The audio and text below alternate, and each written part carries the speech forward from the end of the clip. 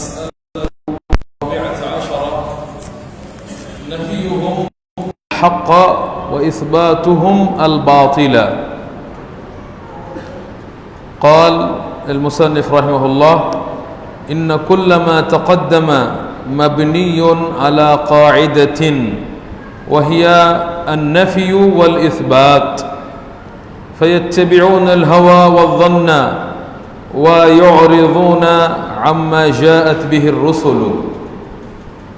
সমস্ত প্রশংসা আল্লাহ সুবহানাহু ওয়া তাআলার জন্যে, যার অশেষ মেহেরবানিতে আমরা প্রতি সপ্তাহের ন্যায় আজকেও মাগরিবের সালাতের পর পবিত্র স্থান মসজিদে বসার তৌফিক পেয়েছি। গুরুত্বপূর্ণ একটি কিতাব মাসাইলুল জাহিলিয়া, এই বইটি পড়ার জন্য যে আল্লাহ সুবহানাহু ওয়া তাআলা আমাদেরকে এখানে বসার সুযোগ করে দিলেন, আমরা তার শুকরিয়া জ্ঞাপন করে বলি আলহামদুলিল্লাহ। সালাত ও সালাম বর্ষিত হোক আমাদের প্রিয় নবী, সর্বশেষ ও সর্বশ্রেষ্ঠ নবী মুহাম্মদুর রাসূলুল্লাহ সাল্লাল্লাহু আলাইহি ওয়াসাল্লামের উপর। আল্লাহুম্মা সাল্লি আলাইহি আল্লাহুম্মা বারিক আলাইহি। আজকে আমরা দুইটি মাসআলা পড়ব। এর ভিতরে প্রথম মাসআলাটি হচ্ছে নাফিয়ুহুম আল হক ওয়া ইসবাতুহুম আল বাতিল। জাহিলি যুগের লোকদের যে সমস্ত মাসআলাগুলি ছিল, তাদের বিষয়গুলি ছিল, সেই বিষয়গুলি নিয়ে আমরা আলোচনা করছি। তো তাদের ভেতরে এই বিষয়টাও, এই মাসআলাটাও ছিল যে তারা যেটা হকটাকে তারা অস্বীকার করত, আর যেটা বাতিল, এই বাতিলটাকে তারা স্বীকার করত, সাব্যস্ত করত। যেটা সত্য সঠিক সেই বিষয়টিকে তারা না করত এবং সেইটা না করার জন্য বিভিন্ন ধরনের প্রচেষ্টা চালাতো, সেটাকে অস্বীকার করার জন্য, সেটাকে নাই করে দেওয়ার জন্য, সত্য বিষয়টাকে নাফি করার জন্য, নাই করে দেওয়ার জন্য, যে নাই, এটা নাই, এটা ঠিক না। আর যেটা বাতিল, সেই বাতিল বিষয়টিকে তারা মানত এবং সেটা সাব্যস্ত করার জন্য, সেটাকে প্রতিষ্ঠার জন্য তারা চেষ্টা করত। এটা হলো একটা মাসআলা। এটা জাহিলি যুগের লোকদের ভেতরে এটা ছিল, তারা এটা করত। এখানে সম্মানিত লেখক উনি বলছেন, ইন্না কুল্লামা তাকাদ্দামা, পূর্বে যে মাসআলাগুলো চলে গেল, সবগুলি মাসআলা কিন্তু কি ছিল? জাহিলি যুগের লোকদের দলিল পেশটা কেমন ছিল, তারা কিভাবে দলিল পেশ করত। জাহিলি যুগের লোকরা যে দলিল দিত, সেই দলিল পেশের ধরনটা, কিভাবে দলিল দিত, সেই বিষয়গুলো নিয়ে আলোচনা করা হয়েছে। তো বলছে, পূর্বে যতগুলো মাসআলা চলে গেছে, এই মাসআলাগুলি, বিষয়গুলি, এর ভিত্তি হলো একটি কায়দার উপরে, একটা নীতিমালার উপরে প্রতিষ্ঠিত। প্রত্যেকটা কায়দা যেগুলো চলে গেছে, তারা যে দলিল দিত তাদের বাতিলের পক্ষে এবং সত্যের বিপক্ষে, তারা যে দলিল পেশ করত, এটা সবগুলোর একটা নীতি ছিল, তাদের একটা কায়দার উপরে এটা প্রতিষ্ঠিত ছিল। সেটা কি? আন-নাফিয়ু ওয়াল ইসবাত। আন-নাফিয়ু ওয়াল ইসবাত। আন-নাফি মানে কোনো কিছুকে নাই করে দেওয়া, অস্বীকার করা, আর ইসবাত মানে কোনো কিছু স্বীকার করা। ফায়াত্তাবিউনা আল হাওয়া ওয়ায-যন। তাই এই জাহিলি যুগের লোকেরা তারা অনুসরণ করত আল হাওয়া, মানে তাদের নফস, মন যেটা চাইতো, তাদের মন যেটা কামনা করত, চাইতো, প্রবৃত্তি যেদিকে তাদেরকে টেনে নিয়ে যেত, যেদিকে ধাবিত করতো, তাদের প্রবৃত্তি, খেয়াল খুশি, হাওয়া, এটাকে তারা অনুসরণ করত।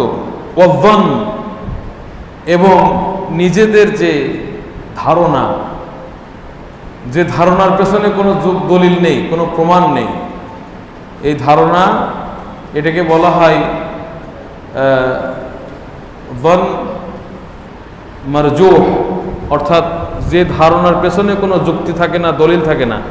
যদি কোনো ধারণার পেছনে দলিল থাকে তাহলে ওইটা কিন্তু শরীয়তে গ্রহণযোগ্য। তার মানে একটা বিষয় নিয়ে সন্দেহ আছে, এটাও হতে পারে, এটাও হতে পারে, বরাবর বিষয়টা কি বরাবর, এটা হতে পারে সন্দেহ। কিন্তু যখন একটা সাইডে দলিল পাওয়া যাবে তখন ওইটাকে বলা হয় যন্নুন গালিব। দলিল পাওয়ার কারণে এক সাইড ভারী হয়ে গেল, ওইটা গ্রহণযোগ্য। আর যেটা দলিল নাই ওইটা হালকা হয়ে গেল। তো জাহিলি যুগের লোকেরা যে ধারণাটা অনুসরণ করতো ওইটা হালকা, ওর পেছনে কোনো দলিল ছিল না।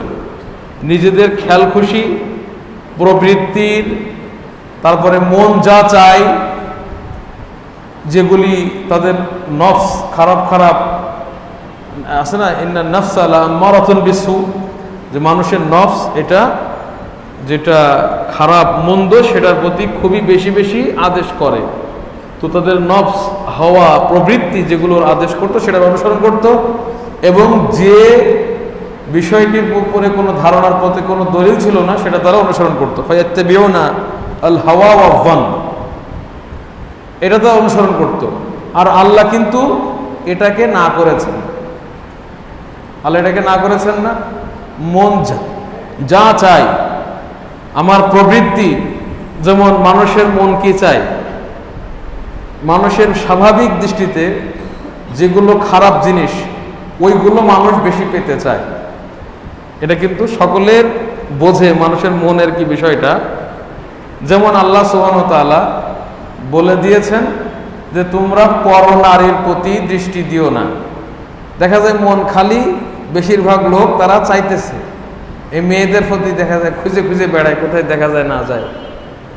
এই যে হাওয়া, যেটা জিনিস হারাম ওইটার প্রতি খুব মন চায়, অথচ ওইটা আল্লাহ হারাম করে দিয়েছেন।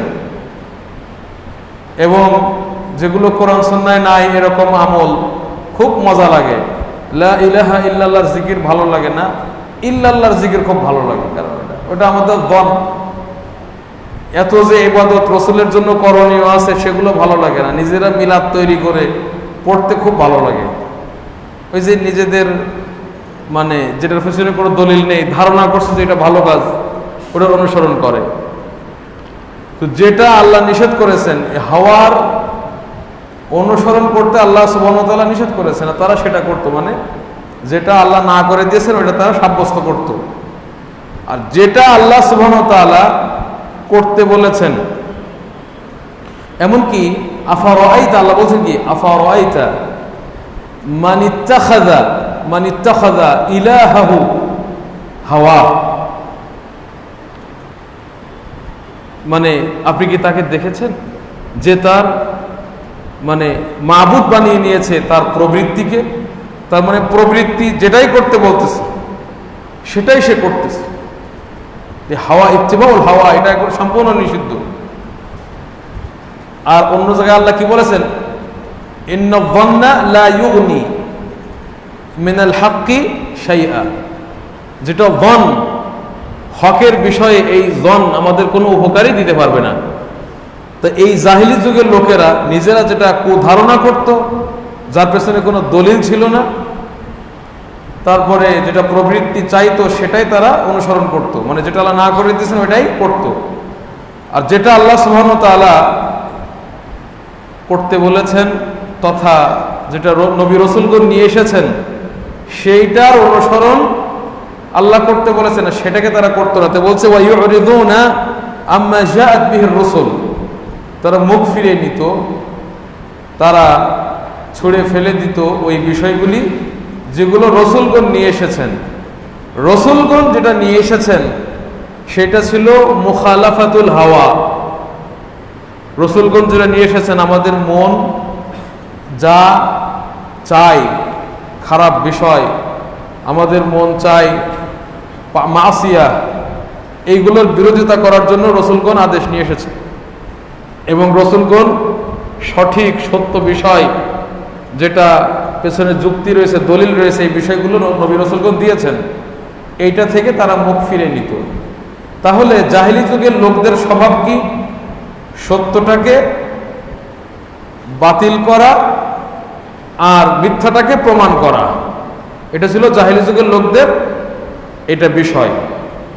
যেমন আল্লাহ সুবহানাহু ওয়া তাআলা বলেছেন, ওয়াল্লাযীনা আমানু বিল বাতিল, যারা বাতিলের প্রতি ঈমান এনেছে, ওয়া কাফারু বিল্লাহ, এবং আল্লাহকে অস্বীকার করেছে, উলাইকা হুমুল খাসিরুন, এরা হচ্ছে ক্ষতিগ্রস্ত। প্রকৃতপক্ষে এরা কি ক্ষতিগ্রস্ত? যারা বাতিলের প্রতি ঈমান এনেছে। বাতিলটা কি?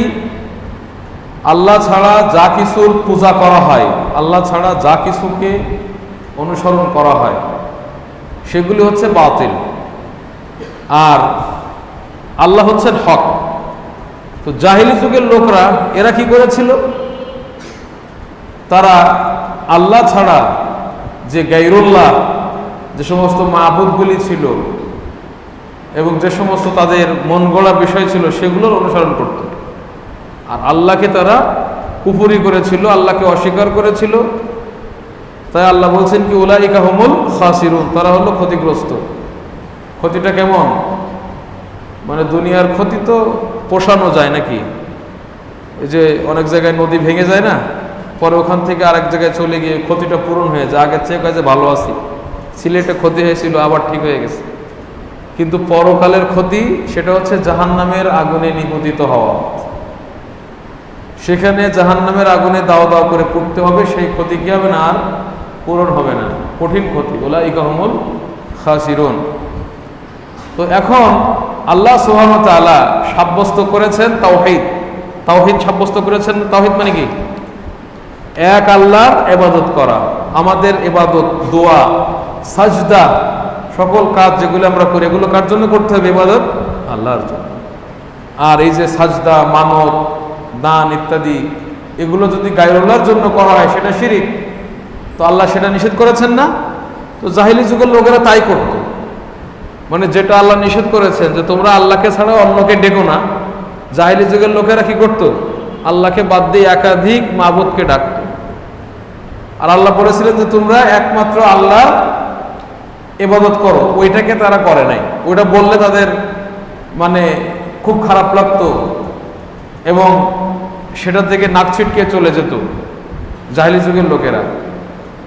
একইভাবে আল্লাহ সুবহানাহু ওয়া তাআলা যে সমস্ত জিনিসগুলিকে হারাম করেছেন, ওই সমস্ত জিনিসগুলিকে তারা হালাল করত।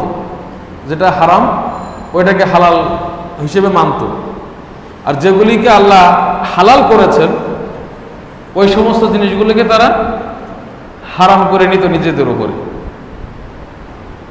এটা বর্তমান যুগেও আছে না নাই? আল্লাহ সুবহানাহু ওয়া তাআলা আমাদের জন্য বিবাহকে কি করেছেন? হালাল করে দিয়েছেন। এখন দেখা যায় এইটা আর ভালো লাগতেছে না, এজন্য লিভ টুগেদার, বিয়ে বাদ দিয়ে লিভ টুগেদার করে, একসাথে বসবাস, বিয়ে করা লাগতেছে না। অথবা যেখানে একটা ছেলে মেয়ে বালেগ হলে তাদের বিবাহ দেওয়া যায়, এই বিয়েটা যখন দিতে যায় একটু যদি বয়স কম হয়, দেখা গেল যে 18 বছর বা নিয়ম বানানো হয়েছে, তখনই বাড়িতে লোক যেয়ে বিয়েটাকে প্রতিহত করা হচ্ছে যে কি বিয়ে হতে দেওয়া হবে না। অথচ এটা কোনো নিষেধ না। আমাদের নবী মুহাম্মদ সাল্লাল্লাহু আলাইহি সাল্লাম তিনি বিয়ে করেছেন আয়েশা রাদিয়াল্লাহু আনহা, 7 বছর বয়সে থেকে বিয়ে করেছেন, 9 বছর বয়সে তাদের বাসর হয়েছে। আবার বিভিন্ন ধর্মের ধর্মগুরুদের জীবনী, ওটা আমাদের দলিল না, কিন্তু যারা বলে যে না ঠিক না, ওদের গুরুরাও দেখা গেছে এরকম ছোটকালে বিয়ে করছে, অল্প বয়সে বিয়ে করছে, করে নাই? এখন যদি এই বিয়েটার ব্যবস্থা করা হয়, এটা না, এটা করা যাবে না। আর যদি জেনা হয়, স্কুলে হোক কলেজে হোক, যদি স্বেচ্ছায় ছেলে মেয়ে জেনা ব্যবচার করে, তাহলে কি এটা তারা হালাল মনে করতেছে, এটাতে কোনো অসুবিধা নেই, এরকম মনে করতেছেন। এটা এই কাজটা কাদের বৈশিষ্ট্য ছিল? যেটা আল্লাহ হালাল করেছেন ওইটাকে হারাম করা বা ওইটাকে না করা, আর যেটা আল্লাহ সুবহানাহু ওয়া তাআলা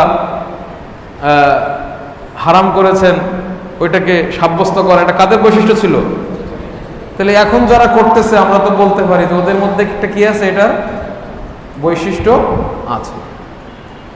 যেখানে আল্লাহ বললেন লা ইলাহা ইল্লাল্লাহ,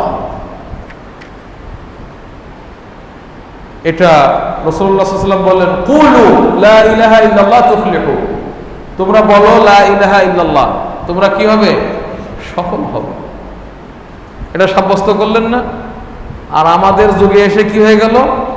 ইল্লাল্লাহ। কি হয়ে গেল এটা? ইল্লাল্লাহ। শুধু ইল্লাল্লাহ বলতেছে, বলো ইল্লাল্লাহ, বলো ইল্লাল্লাহ, বলো ইল্লাল্লাহ। মানে রাসূল বললেন কি কুলু লা ইলাহা ইল্লাল্লাহ, আরে বলতেছে কি কুলু ইল্লাল্লাহ। তাহলে শরীয়ত যেটা সাব্যস্ত করলো তারা এটারে উল্টা করে দিচ্ছে। এটা জাহিলিয়াত আছে না না এর ভিতরে? এটা জাহিলিয়াত। আমরা এদেরকে মানে পুরাপুরি জাহিলিয়াতের ওই লোকদের মতো বলতেছি না, কিন্তু এদের মধ্যে জাহিলিয়াত আছে। এরা যদি তাবিল ইত্যাদি না থাকতো এরা তো মানে এদের উপরে কাফেরের হুকুম দেওয়া হতো। যাই হোক, এগুলো তাদের ভিতরে জাহিলিয়াত, যেখানে আল্লাহ সুবহানাহু ওয়া তাআলা যারা আহলে তাওহীদ, যারা তাওহীদপন্থী, ওদের সাথে কি বন্ধুত্ব করতে বলেছেন না? তাদের সাথে মিশতে বলেছেন না? তাদেরকে সাহায্য করতে বলেছেন না আল্লাহ? আর যারা আহলে শিরক, তাদের সাথে কি শত্রুতা পোষণ করতে বলেছেন। যারা আহলে শিরক মুশরিক, অন্তর দিয়ে তাদেরকে ভালোবাসা যাবে না। বাহ্যিকভাবে লেনদেন হতে পারে, কিন্তু অন্তর দিয়ে তাদেরকে ভালোবাসা যাবে না। জাহেলি যুগের লোকেরা কি করত? তাওহীদপন্থীদের বিরোধিতা করত। যারা তাওহীদপন্থী, এক আল্লাহর ইবাদতে যারা বিশ্বাসী ছিল, তাদের সাথে তারা শত্রুতা করত। পক্ষান্তরে যারা মুশরিকিন ছিল তাদের সাথে তাদের কি ছিল? বন্ধুত্ব। এজন্য মক্কার কুফফারে কুরাইশ, তারপরে ইহুদি, তারপরে খ্রিস্টান, খুব মিল মহব্বত নিজেদের মধ্যে। একইভাবে বর্তমান যুগে যারা আহলুল হাদিস, প্রকৃতপক্ষে কোরআন এবং হাদিসের অনুসারী, যারা আহলুস সুন্নাহ ওয়াল জামাআহ, যারা তাওহীদকে প্রতিষ্ঠিত করতে চায়, যারা শিরিককে মূলোৎপাটন করতে চায়, তাদের সাথে একদল দাড়ি এবং টুপিওয়ালা শত্রুতা করে না? করে না? অথচ উচিত ছিল কি, সে যদি জাহিলি যুগের লোকদের অনুসারী না হয়ে থাকবে, তার উচিত ছিল কি এদের সাথে বন্ধুত্ব করা। শেখ মতিউর রহমান মাদানী, উনি কি খারাপ লোক নাকি? উনি তাওহীদ প্রচার করতেছেন না? উনার বিরুদ্ধে বাংলাদেশে একদল লেগে গেছে কিনা? লাগছে না লাগে নাই? ডক্টর আবু বকর জাকারিয়া, উনি তাওহীদের ক্ষেত্রে, তাওহীদের প্রচার প্রসারে ব্যাপক ভূমিকা রাখতেছেন।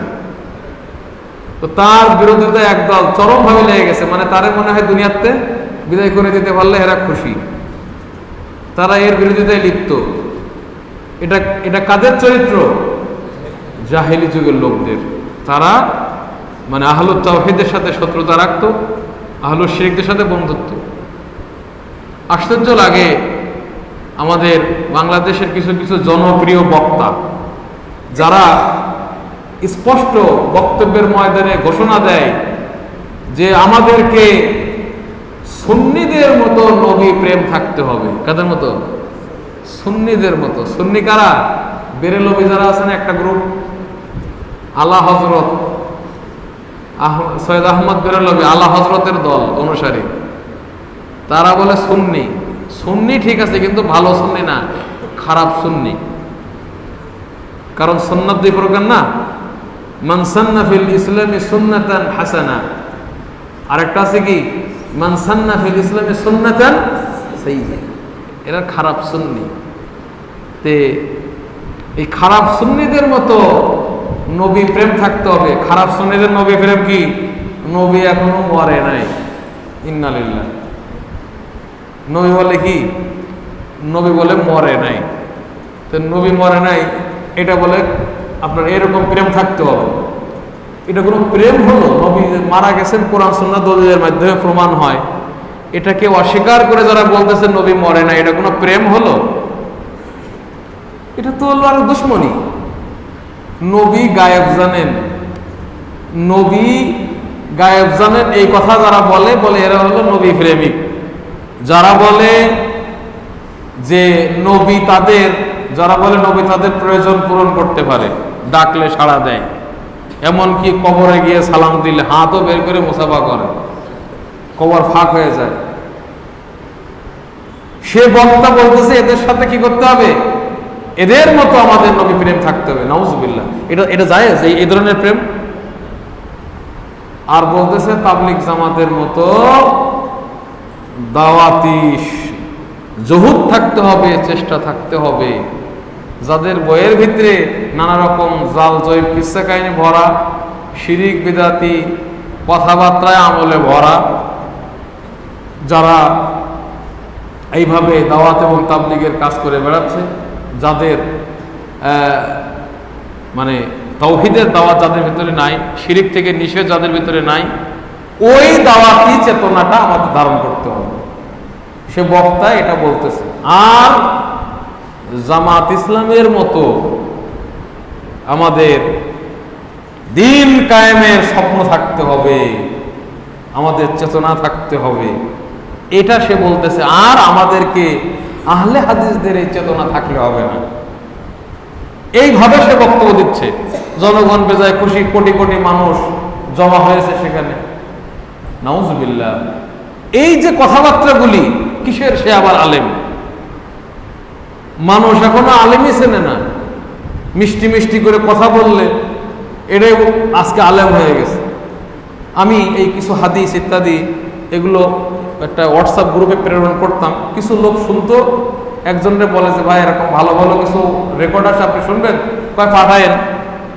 তো পাঠাইছে তার কাছে, সে বলতেছে এটা কোনো আলোচনা হলো? মানে গল্প করতেছে, মনে হয় গল্প করতেছে। মানে আমি যেরকম করে বলতেছি, এটা কোনো আলোচনা হলো?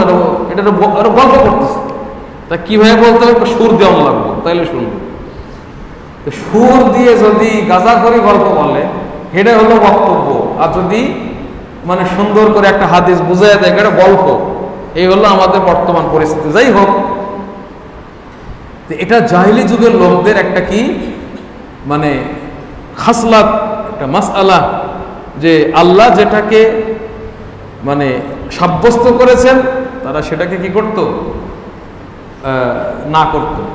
যেটাকে আল্লাহ না করেছেন ওটা তারা সাব্যস্ত করত।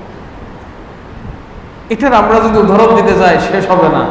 এই জন্য আমাদের ভিতরে এই স্বভাব, জাহিলি যুগের এই স্বভাবটি আজকে আমাদের অনেক লোকের ভিতরে আছে, যারা নিজেদেরকে বড় বড় একনিষ্ঠ মুওয়াহিদ তাওহীদি মুসলিম মনে করে। এই জন্য এটা থেকে আমাদেরকে বেরিয়ে আসতে হবে। আচ্ছা, আমরা একটা মাসালাই 32 মিনিট হয়েছে, আমরা আর লম্বা করবো না। দ্বিতীয় মাসালা, তবে আজকে ইনশাআল্লাহ ফি হাদিয়া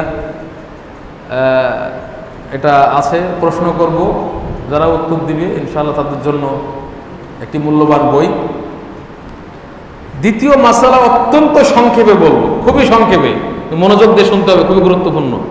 এবং এটা হচ্ছে কি আল মাসআলাতু আল খামিসাতা আশারা, এটা হলো 15 নম্বর মাসআলা। ই'তিযারুহুম আন কবুল আল হক বিউযরিন বাতিল, তারা ওজর পেশ করত সত্য গ্রহণ না করার, কি দ্বারা? বিউযরিন বাতিল, বাতিল ওজর দ্বারা। তার মানে সহজে বলি, তাদের কাছে যখন সত্য বিষয়টা তুলে ধরা হতো যে এটা সত্য, এটা মানেন, তখন তারা ওজর পেশ করত। কি ওজর? এমন একটা ওজর যে ভাই আমরা সত্যটা মানতে পারলাম না। কেন? আমাদের ওজর আছে। ওজরটা কি?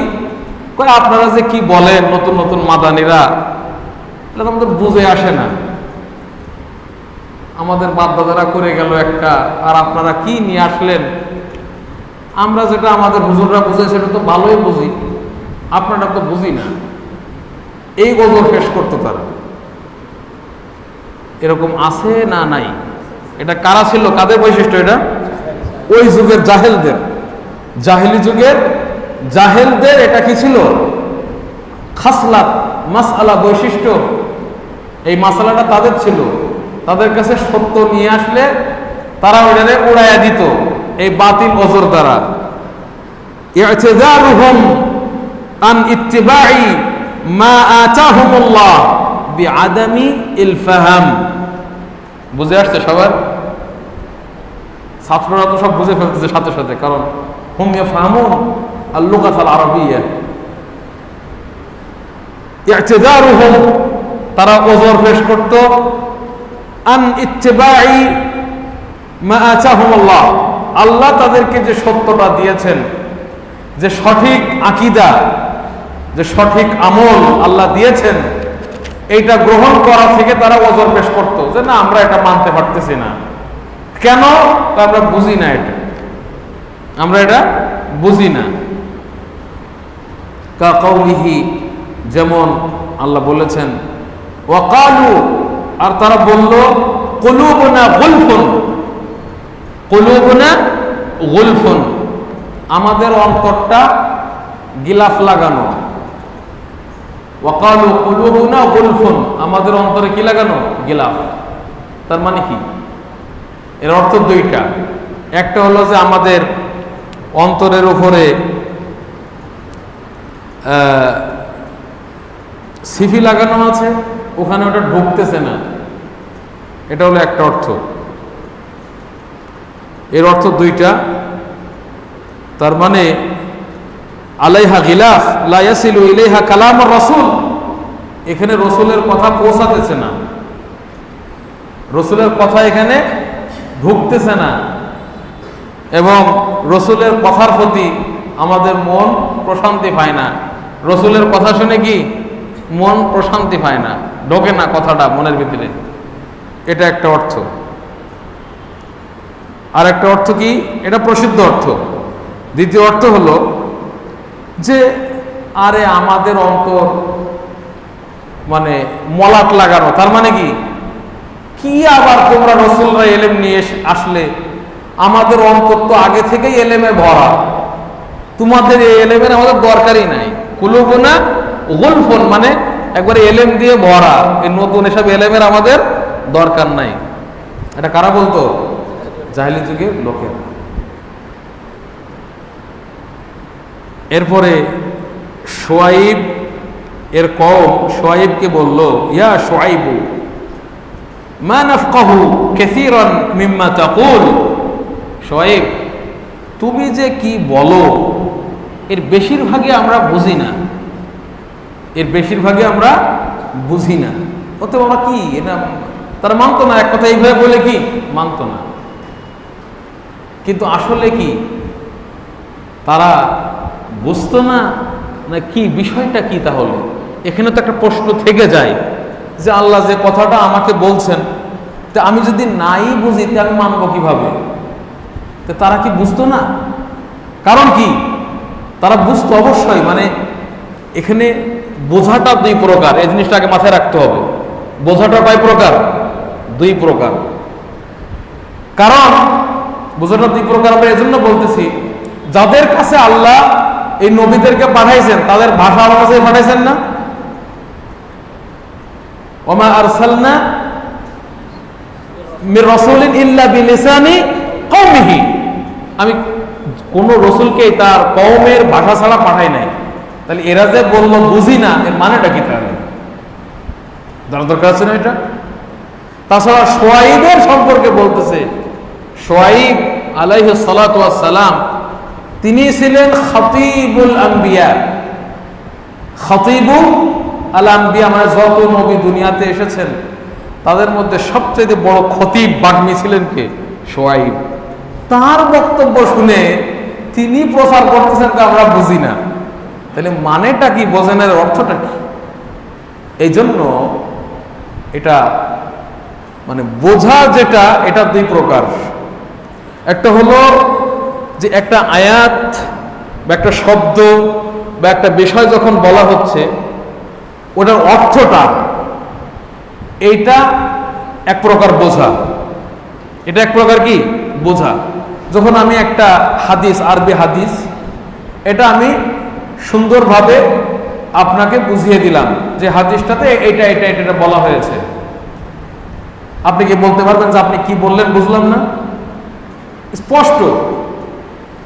মানে এমনকি যদি আপনি আমি যে ব্যাখ্যাটা দিলাম, আপনার যদি আরবি সম্পর্কে জ্ঞান থাকে, আপনি বুঝতে পারবেন হ্যাঁ এই ব্যাখ্যা ঠিক দিছে। তাহলে শব্দটা বা আয়াতটা বা হাদিসটা যে অর্থটা দিচ্ছে এইটা বোঝা, এটা কিন্তু শর্ত। এটা কি শর্ত? মানে আমাকে হক মেনে নেওয়ার জন্য এটাকে বুঝতে হবে আমাকে। এটা তারা ঠিকই বুঝতো, কারণ তাদের ভাষা ছিল কি আরবি। তারা যেটা বুঝতো তার প্রমাণ তারা এরকম প্রশ্ন করতো না, হ্যাঁ এই রসুল কিনা মানে সব ইলাহা বাদ দিয়ে একজন ইলাহাকে মানতে বলে,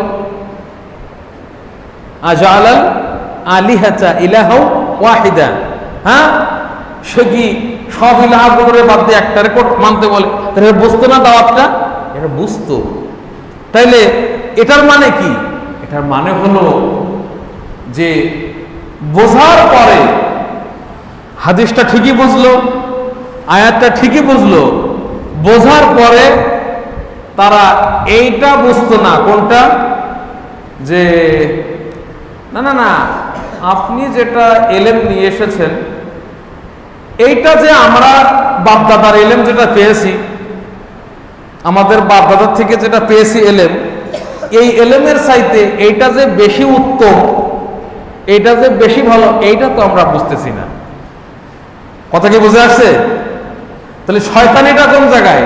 হাদিস ঠিকই বোঝে, আয়াত ঠিকই বোঝে, কিন্তু তারা বলে যে আমরা এইটা বুঝতেছি না, তোমরা যেটা নিয়ে আসছো এইটা বেশি ভালো, আমাদের বাপ দাদার থেকে যেটা পেয়েছে ওইটার চাইতে। এটা কি এটা বোঝা শর্ত? এটা বোঝা শর্ত না। তোমার বাপ দাদার কাছ থেকে যেটা তুমি পেয়েছো, তোমার এইটার চাইতে রসুল যেটা আনছেন ওইটা তোমার বুঝে আসুক বা না আসুক, যে ওইটা বেশি উত্তম না উত্তম না, তুমি যখন অর্থ বুঝলে কি করতে হবে, কোনটা মানতে হবে, বাস বাপদাদার সাথে তুলনা করার দরকার নেই, ওটা মানাটাই তোমার উপর কি দায়িত্ব, এটা তোমার বোঝার দরকার নেই। তুমি ওইটা বুঝতে গেলে কি জাহেল, আর এই ওজর গ্রহণযোগ্য না। তাই গ্রহণযোগ্য যেহেতু না এই ওজনটা, আল্লাহ কি বললেন? ফাআকযাবাহুমুল্লাহ, আল্লাহ তাদেরকে মিথ্যুক প্রমাণিত করলেন যে না এরা মিথ্যুক, এরা বোঝে। ওয়াবাইয়ানা আন্না যালিকা বিসাবাবি তাবঈ আলা কুলুবিহিম, এবং আল্লাহ বর্ণনা করে দিলেন তারা যে ওয়াহির জ্ঞানটাকে, কোরআন এবং হাদিসের জ্ঞানটাকে তারা যে তাদের বাপ দাদার থেকে পাওয়া যে কুসংস্কার ইত্যাদির চাইতে বেশি শ্রেষ্ঠ মনে করতেছে না, এটার কারণ হলো কি? আল্লাহ তাদের অন্তরের উপর কি করেছেন? মোহর মেরে দিয়েছেন। নাইলে কোরআনের আয়াতের অর্থ এরা বুঝতো, কিন্তু এইটা বুঝতো না। যে বুঝটা বুঝলে মানতে হবে ওই বুঝটা তারা বুঝতো না। তাল গাছ আমার একটা কথাই আছে না, যতই বোঝাও হ্যাঁ বুঝবে না, কিন্তু দলিল কিন্তু সবই বুঝতেছে, যেগুলো দলিল দেওয়া হচ্ছে বুঝতেছে, কিন্তু না ওই যে যদি শিকার মানে এটা যদি বোঝে তাহলে তো দিয়ে দেওয়া লাগবে, না বুঝলাম না। বিষয়টা এই।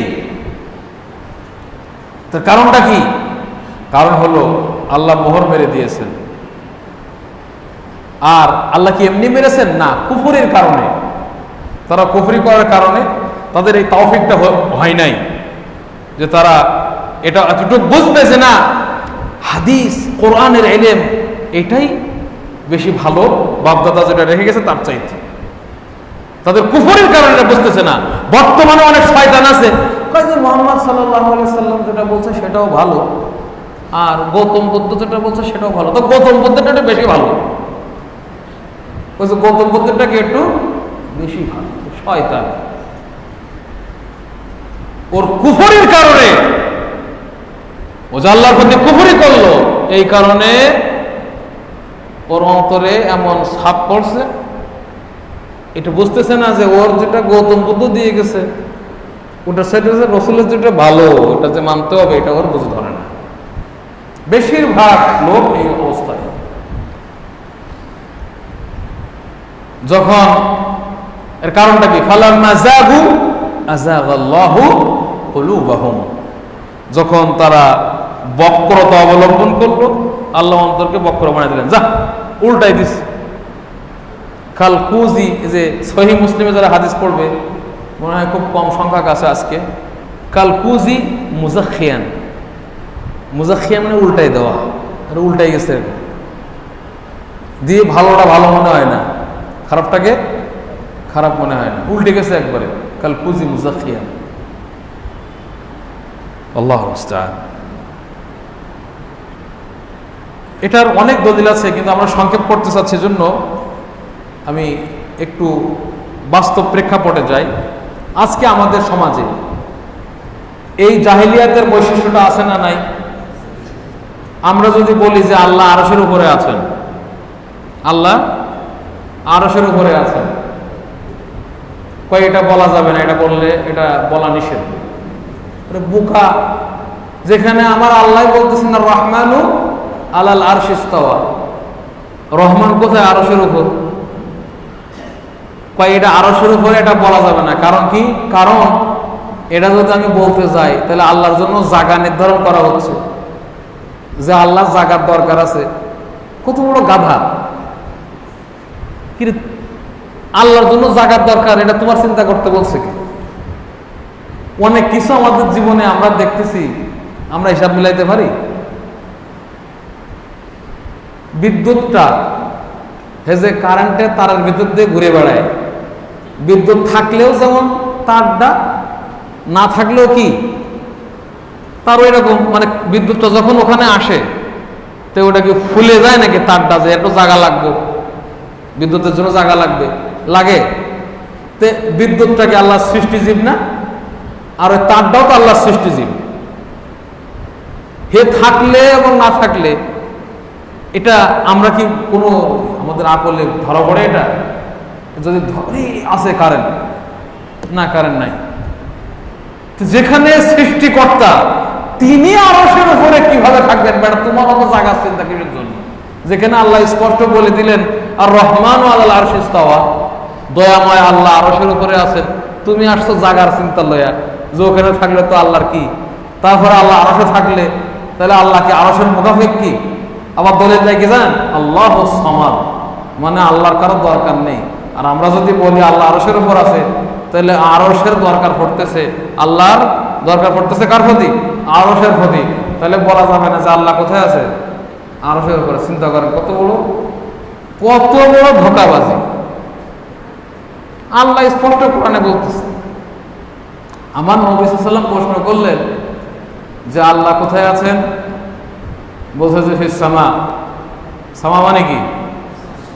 সামার দুইটা অর্থ, একটা হলো আল অলু, একটা কি আল অলু মানে উপর, আল্লাহ উপরে। আর একটা হলো আসসামা মানে যে আকাশ। তো এখন ফিস সামা মানে আকাশের মধ্যে, তাহলে আল্লাহকে কি আকাশ ঘিরে রেখেছে? না, এখানে ফি মানে মধ্যে না, ফি মানে আলা। লা উসাল্লিবান্নাকুম ফি ফি জুজুইন নাখলি মানে কি? এর মধ্যে না, এর উপরে। এর উপরে শুলে ছড়াবো, এর উপরে, মধ্যে না। কারণ খেজুরের বাইগুলোর ভিতরে ঢোকাবে কেমনে মানুষের? জুজুর যেটা যেটা খেজুরের ধর ইত্যাদি, ওর ভিতরে ঢোকানো যাবে না, ওর উপরে। ফিটা কিসের অর্থে ব্যবহার হয়? আল্লাহর অর্থে ব্যবহার হয় না? সবাই জানে এখানে বেশিরভাগ। তাহলে আল্লাহ আসমানে মানে আসমানের, আমিনতুম মান ফিস সামা, একাধিক আয়াতে প্রমাণিত যে আল্লাহ কোথায় আছেন। হে এগুলো কয় যে এটা বলা প্রশ্নই করা যাবে না। তা আল্লাহ রাসূল যে করছেন, কয় হাদিস সহিহ না। অত হাদিস কোথায় আছে? সহিহ মুসলিমে। কোন আয়াত ফিস সামা? কেন কয় যে আল্লাহর কোনো আকৃতি নেই, আল্লাহর হাত নেই, আল্লাহর পা নেই। এগুলো হাদিস কোরআনে প্রমাণিত আছে না নাই? তো এখন আমরা যখন কোরআন হাদিস নিয়ে যাই ওদের কাছে, গ্রামগঞ্জে লোকদেরকে বোঝাই যে ভাই আল্লাহর হাত আছে, কেমন এটা আমরা বলতে পারবো না। আল্লাহ আরশের উপরে আছেন, আরে রাখো রাখো রাখো, নতুন নতুন সব হুজুর গজাইতেছে আর নতুন নতুন মাসলা নিয়ে আসতেছে, এগুলো আমরা বুঝি না। এটা কোরআনে আছে, আমরা যেটা জানি ওটা নিয়ে আমরা খুশি আছি। কুলুবুনা গুলফুন, এটা আমাদের সমাজে আছে নাকি? জাহেল এরকম আছে না নাই? এমনকি গ্রামের লোক না, মাদ্রাসার হুজুর বড় বড়, এরাও কয় রাখো তোমার কোরআন হাদিস, আমাদের ব্যাখ্যাটা নাও। কোরআন হাদিসে স্পষ্ট আয়াত, তার ব্যাখ্যা নিতে বলে। কোরআন হাদিসে স্পষ্ট, কিসের ব্যাখ্যা দিত? কয় যে আল্লাহর হাত, এটা বলা যাবে না। কে? তারপরে আল্লাহ দেখেন, এটা বলা যাবে না। কে? কারণ আছে। তো আল্লাহ যে বলছেন, কয় বলা যাবে না। এখানে সর্বনাশটা করছে গিয়ে জাহাম বিন সফওয়ান। কে সর্বনাশ করছে? জাহাম বিন সফওয়ান। এরা বলে যে আল্লাহর জন্য যদি আমরা প্রমাণ করতে যাই যে আল্লাহর হাত আছে, কিংবা আল্লাহ দেখেন, বা আল্লাহ শোনেন, বা আল্লাহ রাগ আছে ইত্যাদি, এগুলো যদি আমরা প্রমাণ করতে যাই, তাহলে এগুলোর জন্য জিসিম দরকার। কি দরকার? জিসিম মানে কি? শরীর দরকার। কি দরকার? শরীর। কয় কারণ এই যে জিসিমটা, এই রাগটা, এটা দেখা যায়। রাগ এটাকে আমরা দেখতে পাই চোখে, এ নিজে নিজে কি প্রতিষ্ঠিত হতে পারে? এর জন্য কি লাগে? জিসিম। হাত, এটা বললে কি লাগবে? জিসিম। আল্লাহ দেখেন, এটা বলতে গেলে তার কি লাগবে? জিসিম। এরকম তারা বলতেছে যে এগুলো করতে গেলে কি লাগবে? জিসিম।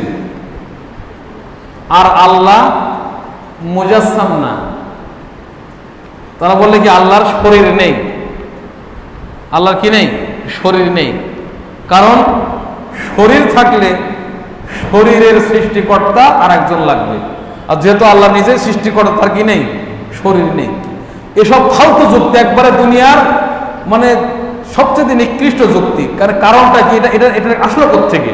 আমি একটু, অনেক ছোট ছোট ছাত্র আছে, আল্লাহ যেন সবাইকে বোঝার তৌফিক দেয়, অত্যন্ত ভারী কথা, অনেকে বুঝে আসবে না। মানে জাহাম বিন সফওয়ান, যাকে আবু হানিফা কাফের বলেছিলেন, আবু হানিফা কি বলছিল তাকে? কাফের বলছে যে আমার থেকে দূর হ তুই, হে কাফের, এভাবে বলছে। এবং আজসাম আরাব আবিষ্কার করছে এগুলো। তার ঘটনা হলো, হিন্দুদের, ভারতের হিন্দুদের একটা গ্রুপ আছে সোমানিয়া। সোমানিয়া একটা গ্রুপ আছে, ওরা সোমনাথ কিনা আল্লাহ জানে। তো এই সোমানিয়ারদের সাথে ওর কি হলো? বাহাস হলো, তর্ক হলো। ওই সোমানিয়ারা সৃষ্টিকর্তা যে আছে এটা স্বীকার করে না। তখন ওর সাথে বাহাস লাগছে, কয় সৃষ্টিকর্তা যে আছে এটা তুমি প্রমাণ করো। তখন হে অনেক চেষ্টা করতেছে প্রমাণ করার সৃষ্টিকর্তা যে, এটা তো কোরআন থেকে মানবে না। যেমন বর্তমানে একটা দল আছে না, আহলে কোরআন, এরা হাদিস মানবে না, মানে এতে যত হাদিস থেকে দলিল দেওয়া হোক এরা মানবে না, ও কোরআন থেকে দিতে হবে। তো এরা তো আসলে মুসলিম না, যারা হাদিস মানবে না। তো সোমানিয়া, এই হিন্দুরা, এরা আল্লাহকে কি করতো না? এরা আল্লাহকে স্বীকার করতো না, সৃষ্টিকর্তাকে। তখন ওকে প্রশ্ন করলো যে তুমি প্রমাণ করো, আকল দিয়ে প্রমাণ করো, আমরা তোমার আগে সৃষ্টি। যুক্তিটা এগুলো যেমন শরীরের মুখাপেক্ষী, আবার একজন শরীরটাও সে কিন্তু আকল ছাড়া থাকতেছে না, তার কি লাগবে? আকল লাগবে। সে আকলের মুখাপেক্ষী। একটা শরীর নিজেকে সাদা প্রমাণ করতে গেলে সাদা রঙের দিকে সে কি? মুখাপেক্ষী। তো বলছে যে যখন এই আরাবগুলি, এইসব জিনিসগুলি নিজে নিজে প্রতিষ্ঠিত হতে পারতেছে না, বরং এজন্য একটা শরীর লাগতেছে, শরীরে সেটা প্রতিষ্ঠিত হচ্ছে, আর শরীরটাও নিজেকে প্রকাশ করতে পারে না এই জিনিসগুলো ছাড়া, তাহলে শরীরটাও এগুলোর মুখাপেক্ষী। এই সমস্ত জিনিসগুলোর মুখাপেক্ষী। আর যে অন্যের মুখাপেক্ষী সে নিজেকে কিভাবে সৃষ্টি করবে? জিসিম যেহেতু এ সমস্ত গুণের মুখাপেক্ষী, যে বিবেক, রাগ, রং, বিভিন্ন এই যে ঠান্ডা গরম, এগুলো অন্যের মুখাপেক্ষী সে। তো যে অন্যের মুখাপেক্ষী সে নিজেকে কিভাবে সৃষ্টি করবে? কথা ঠিক? তখন সমানেরা বলছে হ্যাঁ ঠিক, এত মুখাপেক্ষী ঠিক। আর যে নিজে মুখাপেক্ষী সে অন্যের মুখাপেক্ষী সে নিজেকে কিভাবে সৃষ্টি করবে? তখন বলতেছে তাহলে এই শরীরকে নিঃসন্দেহে সে একজনের মুখাপেক্ষী যে তাকে সৃষ্টি করছে। মানছো তোমরা? হ্যাঁ, এই শরীরও মুখাপেক্ষী একজনের, আমরা এটা মানলাম। তো তিনি হচ্ছে সৃষ্টিকর্তা, খালেক। তিনি হচ্ছে কি সৃষ্টিকর্তা। এটা যখন স্বীকার করছে ওরা খুব খুশি। তখন এবার প্রশ্ন করছে যে ঠিক আছে, তোমার সৃষ্টিকর্তা তো বুঝলাম, তাহলে এবার তোমার সৃষ্টিকর্তার গুণাগুণ বর্ণনা করো। পরে যখনই যায় যে আল্লাহর হাত আছে, এটা তো ওর সাথে মুখাপেক্ষী হওয়া লাগবে আল্লাহকে, তাহলে তো আল্লাহ নিজে সৃষ্টিকর্তা। কারণ ওই যে দলিলটা দিছে না, ভেঙে যাচ্ছে দলিলটা, আর ঠিক থাকতেছে না। যখন বলতেছে যে আল্লাহ শোনে, না না না না না শোনে না, কারণ কারণ শোনা এটা জিসিমটা তার মুখাপেক্ষী, যেটা মুখাপেক্ষী এটা জিসিম হয়ে যাবে, আর তার জন্য একটা সৃষ্টিকর্তা লাগবে। তখন সে চিন্তা করলো তাহলে তো আল্লাহর কোনো গুণান্বিত করা যাবে না। তখন সে বললো কি আমার সৃষ্টিকর্তার একটাই কি গুণ আছে, সেটা কি আল উজুদ, মানে আল্লাহ আছে, বাস। আল্লাহ কি আছে, তার আর কোনো গুণ, কার কোনো গুণ নেই। শোনা, দেখা, আকল, কোনো গুণ নেই। এক কথা, শুধু আল্লাহর একটাই সিফাত, সেটা কি আল উজুদ, অস্তিত্ব। নাউযুবিল্লাহ মিন যালিক। তো জাহানকে বলা হলো বেটা তুই যে এটা বললি, তে বলছে যে ওয়া সামিউল বাসীর, তিনি শোনেন দেখেন। কয় সামি মানে হলো কি, মানে আল্লাহ সৃষ্টি করেছেন অনেকগুলো মাখলুকাত যারা শুনতে পায়, তিনি নিজে বলছি নাকি যে আল্লাহ জিসিম আছে? আল্লাহ জিসিম আছে বা নাই কোনোদিন বলছি? আমরা কোনোদিন বলি নাই যে আল্লাহর জিসিম নাই বা জিসিম আছে। আল্লাহর শরীর আছে কি আছে না এটা কোনোদিন আমরা বলি নাই। আমরা অতটুকু বলি কি আমাদের বুঝে আসে না। আমরা যে বললে আল্লাহর হাত আছে, কেমন আল্লাহ ভালো জানে, এখানে কোনো সমস্যা আছে? এই বেটাদের কাছে সমস্যা। এখানে নিয়ে গেলে বলে যে না তোমরা যে কি বলো আমাদের বুঝে আসে না। তো বুঝে আসবে কেমনে? তোমার তো সমস্যাটা, তোমার ভিতরে তো জাহিলি যুগের কি বুঝে আসবে কেমনে? সহজ জিনিস বুঝে আসে না, সহজ জিনিস কি বুঝে আসে না। কথা কি কোনো অস্পষ্টতা আছে কথার ভিতরে? সহজ জিনিস এদের বুঝে আসে না। ওইরকম আজিব আজিব আমল তৈরি করে আমল করতেছে, মাজার তৈরি করে প্রত্যেকের বাড়ি বাড়ি, ওই যে বিভিন্ন জেলা আছে প্রত্যেকের বাড়ি বাড়ি মাজার। এদের কাছে হাদিস নিয়ে গেলে আরে বাবা তোমরা কি আনছো নতুন নতুন হাদিস, আমরা এলা বুঝি না। অর্থ বোঝে কিন্তু এই যে মানতেছে এটা যে বাদ দিয়ে এটা মানতে হবে এটা বোঝে না। আছে না নাই? এগুলো সব মিথ্যুক, সবগুলি বোঝে। হোক না সে উমুক পীর, আবার পীরদের ক্লাসিফিকেশন করেছে ভণ্ড পীর আর হক্কানি পীর। আরে হক্কানি পীর এটাই তো আসল ভণ্ড, তোর হকটা গ্যারান্টিটা দিল কে? মানে বেশি ভালো যাতে চলে এজন্য হক্কানি লাগাইছে নামের আগে। আবার নাউজুবিল্লাহ, নিত্য নতুন আমল তৈরি করে সাপ্লাই করতেছে বাজারে, কোরআনেও নেই হাদিসে নেই। এদের অনুসারীদেরকে যদি বলা হয় ভাই এটা শিরিক, তাহলে মিয়া শুধু শিরিক শিরিক করো মিয়া, রাখো তোমার কোরআন হাদিস ওদিকে, শিরিক বোঝে না। কয় যে মানাফ আমরা বুঝি না, এই কথা বলে পার পাওয়া যাবে না। সাধারণ জনগণ তারা বলে তোমরা যে কি শিরিক বলো বেদাত বলো আমরা এটা বুঝি না, তুমি অর্থ বুঝছো কিনা সেটা বলো।